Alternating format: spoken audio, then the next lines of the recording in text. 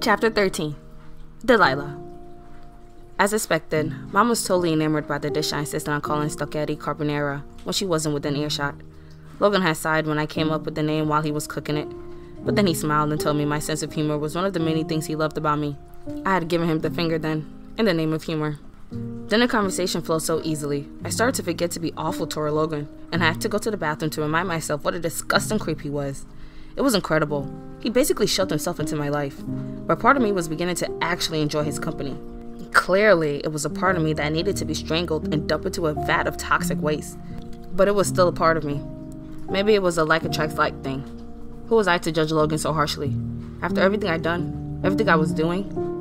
Gosh, Logan, you were really spoiling us, Mom said after she finished her second plate of spaghetti. I glowered at her. You both deserve it. After everything you've been through, he said. Ugh. I stood up and started gathering the plates noisily. Yeah, thanks for cooking, Logan. You should go back to school. Wouldn't want to miss curfew. Delilah, don't be so rude, Mom scolded, but the bite in her words was blunted by all the carbs she stuffed in her face. But I agree. Logan, as much as I love having you around, I don't want you getting in trouble. Oh, don't worry about that, ma'am, Logan said. He made a big show of looking at his watch. Still got another 40 minutes before curfew, and I finished most of my homework. Mom's eyes widened. Wow, D, this boy is amazing. Seriously, Mom? It's so rare to find someone so well-adjusted. Your parents must be very proud of you, Mom said. They're okay. Yeah, Logan said, smiling shyly. This might be what I hated most about all of this. Seeing Logan charm Mom into trusting him, not able to do anything about it. And that tiny, treacherous part of me was falling for it, getting charmed, fanning its eyelashes at him and going, gosh, isn't he amazing? All right, I said loudly. Logan may have finished his homework, but I'm far from finishing mine, so... Okay, hun, I get it. Mom stood up and winked at Logan. She's been worrying over her grades ever since she decided to apply for early admission to college. Early admission? Logan's voice was totally calm, but I caught his flare in his eyes. Panic pounded through me. Yes, to the National University of Singapore. It's her father's alma mater and... There's no need to bore him with all that stuff, Mom, I said quickly, my heart thumping out of a new rhythm so hard I could feel my fingertips throbbing. Shit, shit, shit. Logan was nodding his head thoughtfully at me. I could practically read what he was thinking. Gotcha. Pick you up at 7, he said, standing up. You don't have to, I said, still beating the same rhythm. Shit, shit, shit. No, but I want to. And that tiny part of me fluttered. I tightened my lips into a sexless, matronly smile. Thanks. See you. As soon as I closed the door, my breath released in a tired exhale. Shit. He knows about NUS. I could cry. I really could. It was too much. Everything was too much. But surely, even Logan wasn't invested enough to change his entire life plan and move to a foreign country for a girl. Right? There was hope. And I prepared so hard for NUS. I'd read up on everything I could find in Singapore. And not even just Singapore, but the entirety of Southwest Asia. Plus, it was my dad's alma mater. I had a better chance of getting in than he did. Things were bad, but not catastrophic. I slouched toward the kitchen to start doing the dishes, but I found Mom there, pouring hot water into 2 mugs. She handed me one when she saw me, and the scent of tea with orange peel wafted out the mug, sweet and soothing. Mom gestured at me to take a seat. I should go up and get a start on my schoolwork, I said, not quite meaning her, not quite able to forgive her for loving Logan so quickly, for not being wary, for failing me yet again. I know. This won't take long. She smiled and tucked a straight strand of hair behind my ear. I stopped myself from shuddering at the memory of Logan doing the exact same thing only hours ago. Sweetie, I have to ask. Are things between you and Logan okay? I mean, he seems like a nice boy, but you seem a bit off around him. And admittedly, I haven't been the best judge of men, so I'm asking you now. Is everything alright? There it was. My chance to open up the door. My chance to let everything spill out of me. Mom will be able to assess the situation and tell me what to do to minimize the damage. My insides pushed at me to do it, to vomit out the truth that had been festering deep inside me. It would be such a relief to get it out. I opened my mouth, the words teetering on the tip of my tongue. Mom sighed, and suddenly there were tears in her eyes. I'm sorry. You must think I'm a hypocrite. Asking you a question like that when I'm the one who invited Brandon into our lives? You're so much wiser than I am, in many ways, and I should give you more credit. That's not... When I think of how stupid I was, letting Brandon move in and run our lives like that, and to think of how he treated us, how he treated you, how could I have let that happen? I used to be so strong, D. I believed I could do anything. You can, Mom, I said. Look at you. You're a powerhouse at your company. Mom snorted. I'm a woman working in tech. I had no idea how much that was affecting me. I spent years making my skin thick, so all the comments and side remarks about how women are ruining tech wouldn't get to me. But it all adds up. And I was so scared of losing yet another man after your dad, she said in a broken whisper. I failed you, D. I should have been strong. I don't know what I was thinking. What happened to me? It's not all your fault, Mom, I said, tasting tears at the back of my throat. I had been angry at her for so long, blaming her for Brandon. But now, I realize I meant what I said. What Brandon did, it's not on you. He was a perfect gentleman, just long enough for us to trust him. And then, we laughed into silence for a few moments, both of us lost in the past. I was reminded of how insidious Brandon's abuse had been, at first. How it didn't feel at all like abuse. How we both mistook it for concern, for love. By the time he raised his hand against us, it was too late. His poison had seeped under our skin, twined itself like roots around our hearts, making us believe in him. Believe that the wall of blue would shut us out and protect them. Worst of all, by that time, he had stripped us both of our sense of self-worth. So much so that Mom, who was a grown-ass adult, had been turned into a trembling, watery mess. And me? Who knows what he had turned me into? A broken thing, monstrous, a killer. Mom gripped her mug white knuckle tight. I used to wonder why a battered woman would stay with her asshole husband or boyfriend. There are so many resources out there. Use them, she snorted. I was ignorant. It never crossed my mind that what Brandon was doing was wrong. I mean, I knew it was wrong, but I didn't think it was enough to report him over, you know? I felt like I was making a fuss over nothing more than a spat. That was what he would say. God, why do you have to make a big deal out of everything? And part of me even felt like I deserved it. I tell myself he was doing it because I was being a bitch. The word jolted me, and I snapped. Mom, you were never a bitch toward him. You were never a bitch to anyone. Using the word alone made me angry. The number of times Brandon had used it against Mom and me, the way it reduced us, the way it was meant to knock the wind out of us, how effective it had been.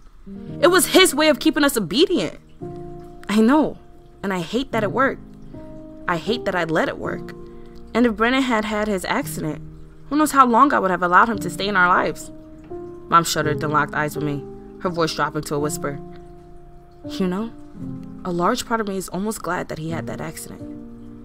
She covered her mouth as soon as she said it, looking somewhat startled, as though she hadn't allowed even herself to think the thought. I bit my lip, nodding. Mom sniffled and blew her nose into a kitchen napkin. Anyways, I wanted to say I'm sorry. I haven't been a good mother, but if you let me, I would try my best to make it up to you. I put my hand over hers, snotting tissue and all. We were both pretty messed up after Pa's death, and only one of us emerged the killer. Don't be so hard on yourself. Mom laughed. All right, promise you'll tell me if anything's wrong. If Logan or any other boy does or says even the slightest thing that makes you feel less than, I will, I said. I couldn't let her carry on. The temptation to break, to reveal everything, and shut that load was becoming way too great. Thanks, Mom. I kissed her on her cheek and went upstairs. I sat at my desk for the longest time, considering my options. The talk with Mom had refreshed my memory. I had forgotten the subtlety with which Brandon had warmed his way within our hearts and minds. Now, with bitterness, I recalled how I used to find Detective Brandon Jackson charming. I couldn't stop my upper lip from curling into a disgusted sneer at the memory of the three of us laughing together. Brandon putting a meaty arm around my shoulders and giving me a fatherly hug. How good that had felt. His hand on my shoulder so firm and warm. How nice it had been to see Mom's eyes light up after Pa's death. And to think I had almost allowed Logan to do the exact same goddamn thing. Warm his sick way into my life like Brandon did. I really was the most gullible person alive. Deep breaths. I reminded myself when my breath became rapid with self-hatred. What do we know about manipulative assholes like Brandon and Logan? They're charming, overflowing with charisma when they put their minds to it. They're like a mind-altering drug. They keep you from thinking clearly. I had to keep reminding myself that whatever he said, Logan didn't truly love me. His version of love was warped, corrupted. And the only reason our first date had been so amazing was because he stalked me online and crafted a date based on what he discovered. The thought of Logan twirling the web for information about me was a chilling one. I turned on my laptop and I looked through all my social media accounts. I'd never stopped to think about how many accounts I had across platforms. But now, I saw the painful truth. I was so exposed, so easy to find. My life was so quick to map out. I clicked through Facebook, Twitter, Instagram, Snapchat, Tumblr, Goodreads. Every picture I had up, every post I'd made, now felt tainted, dirty. Logan had read every word, stared at every picture. My finger hovered over the delete button. I wanted to erase every trace of me that was on the internet. Instead, I opened up a new tab and did a search for Stalker in Love. I got plenty of hits for some novel, but one of the results was an article on something called erotomania. I googled it, and when I clicked the first hit, my heart clenched in my throat.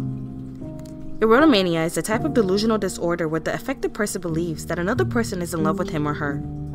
I clicked on delusional disorder. Delusional disorder is a mental illness in which the patient presents delusions.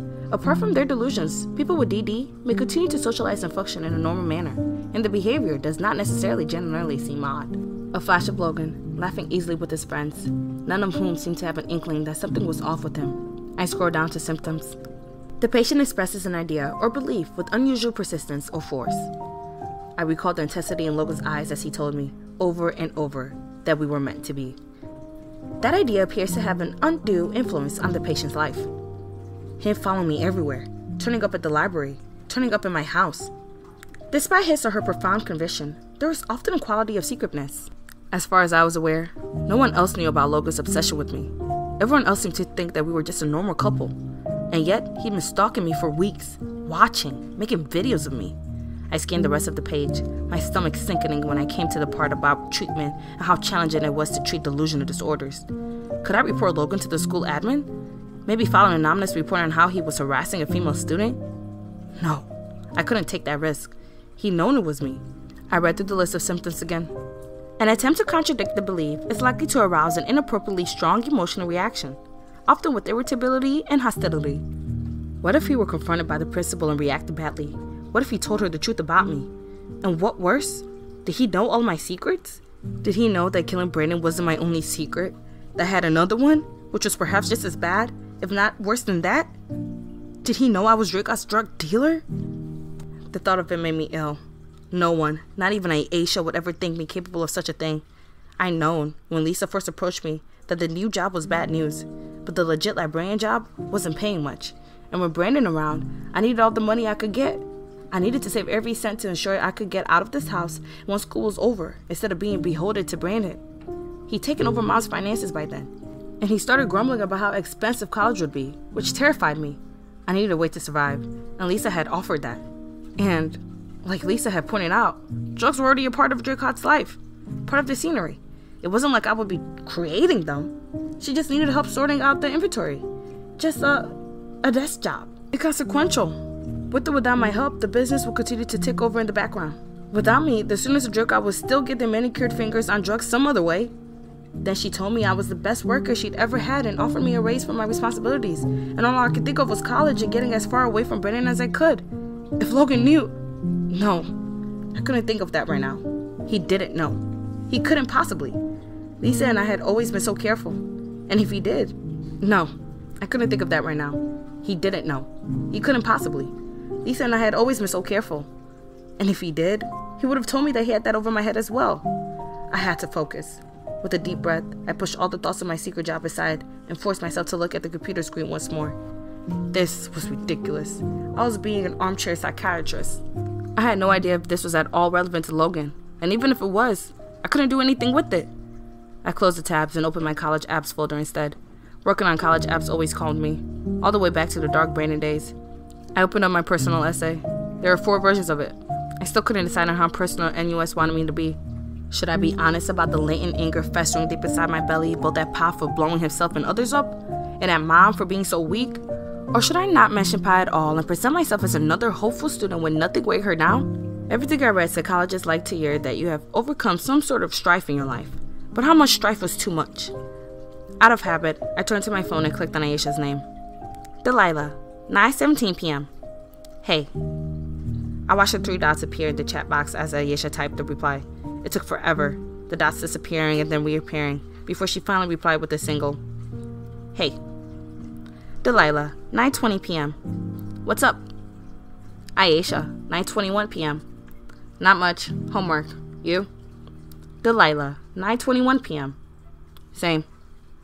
Aisha, 9:22 p.m. "So, what's going on with you and Logan?" Now it was my turn to reply and delete and retype a message. What should I say to her? Delilah, 9:24 p.m. "We're just hanging out." My phone rang with the call from Aisha. I quickly hit answer and smiled when her face filled my screen. "Hey Aish, we're just hanging out?" she demanded. "What?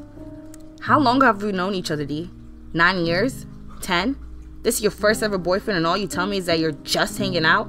This is bullshit." I blanched. "I'm sorry, I don't know what else to tell you. How about details about how your date went and all the usual stuff about, I don't know, like, shouldn't you be squealing and giggling and telling your best friend every goddamn thing?" Yeah, of course." "Okay, so start with the date. Tell me everything." I gasped at her as my disastrous first date with Logan flashed through my mind. The way he told me he loved me. The way he'd brandished his phone at me, showing me that video. How dirty I felt for kissing him. A lump formed in my throat. It was okay." Aisha merely shook her head at me, hurt showing clearly on her face. "Whatever, D." "Aisha, wait!" She hung up, and my phone screen went dark. I tried calling back several times, but each time, the call was rejected. I flung my phone onto my bed and flopped down in front of the computer again. Thanks to Logan, my best friend was no longer talking to me. I massaged my temples. Admittedly, it didn't sound that bad when I put it that way. In fact, it sounded trivial, ridiculously childish. I couldn't even bring myself to feel too bad about it. Once I left for the US, what were the chances Aisha and I would keep in touch? The thought of that kept me from losing it and bursting into tears the rest of the night. Instead, I busied myself by doing my work inventory. I went through everything carefully, making sure the spreadsheet was flawless before arranging our next deliveries. Lisa was going to be so pleased. By the end of it, I felt somewhat better. I was a hard worker. Not brilliant, but scrumptious. I would be okay. I'd leave all of this behind, make new friends, build a brand new life where no one knew me or this mess I called home. In the morning, I grumpily got into Logan's car and glared when he said, "Guess what?" "It's too early in the morning to play a guessing game with my blackmailer," I snapped. Logan laughed and started the car. "Not a morning person, I see. All right, well, I'm applying for early admissions to NUS. I considered strangling him then and there. Already I could feel his neck muscles giving away under my fingers, hearing that satisfying crack of his neck snapping. Who was I kidding? I want to be able to pull it off. He was taller and stronger. He'd probably laugh and tell me to stop tickling him. Maybe I could stab him. If only I had the foresight to walk around with a knife on me. I looked at his handsome face and wondered if I could gouge out his eyes with my thumbs. I would relish the feel of his eyeballs squashing against my thumbs, hear his shrieks as I stabbed all the way through to his brain. "It'll be great," he was saying as he drove. "Have you ever visited the campus? My mom said it's really big and very high-tech, of course." He said it all casually, in the tones one might say, "I'll have a double cheeseburger. Hold the pickles." "Your mom was there?" My head rolled. "What for?" He gave me a smile that was condescending as hell.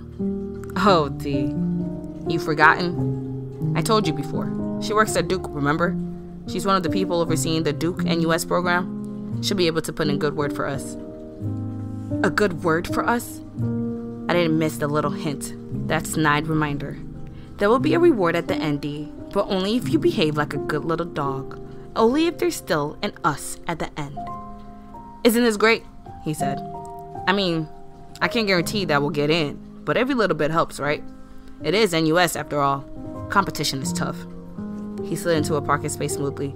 The move represented everything about Logan's life. Everything he did went smoothly. The rest of my life played before me like a silent movie. The scenes going clack, clack, clack. There I am with Logan, flying to Singapore. There we are, taking a cab to campus, fanning ourselves in a constant battle against the tropical weather. There I am, coming out of class, and there's Logan, waiting outside for me. What a sweet boyfriend. There's Logan, charming my Singapore relatives. What a catch, they'd say. So handsome and sweet. There I am, begging Logan to let me go, to end this farce, and there he is, explaining to me kindly, slowly, like I am a child, that we are meant to be. I felt it again. The out-of-body sensation that took over right before I tripped Brandon's jack. Rage flooded through me. My hand shot out like a snake and grabbed Logan's sleeve. No! I cried. Logan, this isn't a game, okay? It's my life. My fucking life.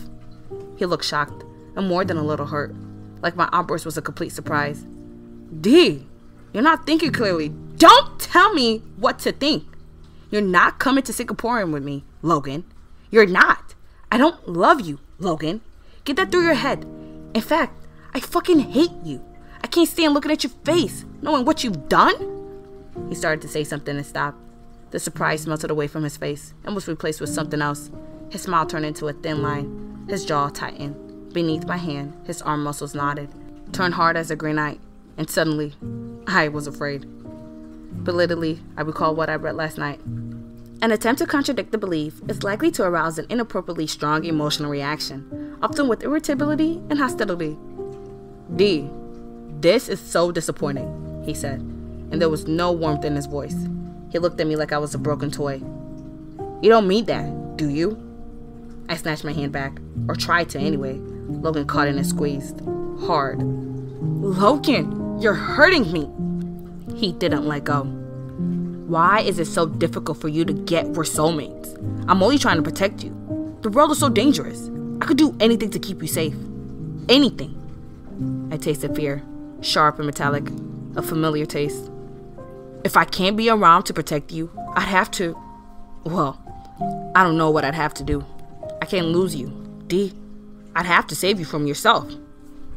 Bile boiled its way up my throat. What do you mean, save me from myself? Aroused an inappropriately strong emotional reaction. D, you don't get it. I have to be around to protect you. You're so incredible, so luminous. You're perfect. You're like this priceless work of art. It's my job to make sure nobody, not even you, can ruin this perfection. I opened and closed my mouth. You're saying if you can't have me, no one else can? I whispered. Let's not find out, okay? He said pleadingly, like he really thought he hadn't had any other choice. I wish I could say I punched him in the face or did something equally badass, but I was frozen in place. Brandon had been dangerous, but his brand of danger was at least predictable. After a while, you learned which things would piss him off and avoided doing them. Logan was different. He was completely, woefully volatile, and he might actually end up killing me. End of chapter 13. Thank you so much for listening, and I'll see you in the next one. Bye.